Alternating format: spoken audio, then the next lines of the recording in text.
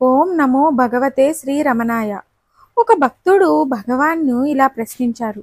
భగవాన్, ఉచ్ఛ్వాసంలో భగవంతుని నామాన్ని, నిశ్వాసంలో షిరిడి సాయిబాబా నామాన్ని జపించటం నా అభ్యాసం. దీనితో పాటు నాకెప్పుడూ బాబా రూపం కనబడుతూ ఉంటుంది. నేను దీనినే కొనసాగించాలా లేక ఏదైనా మార్పు చేసుకోవాలా? ఎంతసేపు నామరూపాలనే విడవకుండా ఉంటే వాటిని దాటి వెళ్ళలేనేమోనని నాకే లోపల అనిపిస్తుంది.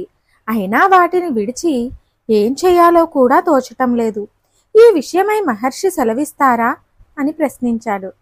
అందులకు మహర్షి జవాబు: నీ ప్రస్తుత అభ్యాసాన్ని కొనసాగించవచ్చు.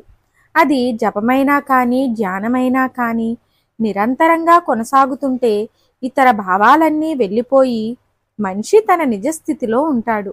జపం వల్ల కానీ ధ్యానం వల్ల కానీ మన ప్రయత్నం లేకుండా మనస్సు ఇతర విషయాల గురించి ఆలోచించకుండా ఉండేట్టు చేసినప్పుడు మిగిలిందల్లా మన నిజస్వరూపమే. అదే జపమంటే. నీకు ఒక పేరు రూపము ఉన్నాయని నువ్వు అనుకున్నంత కాలము జపంలో నామరూపాలను తప్పించుకోలేవు. నీకు పేరు రూపము లేవని నీవు గ్రహించినంతనే ఆ రెండూ రాలిపోతాయి. వేరే ప్రయత్నమేమీ అవసరం లేదు.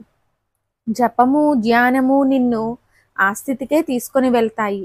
ఇప్పుడు జపాన్ని సాధనం అనుకుంటున్నావు, తర్వాత దానంతట అదే సహజమవుతుంది. నామము భగవంతుడు వేరు కావు. మహారాష్ట్రయతి నామదేవుని బోధనలలో ఈ రూపనామాల గురించి స్పష్టంగా ఉంది కదా. వీడియో నచ్చితే లైక్ చేయండి, షేర్ చేయండి, కామెంట్ చేయండి. కొత్తగా వచ్చినట్టయితే మా ఛానల్ని సబ్స్క్రైబ్ చేయండి. పక్కనే ఉన్న బెల్ ఐకాన్ని క్లిక్ చేయండి.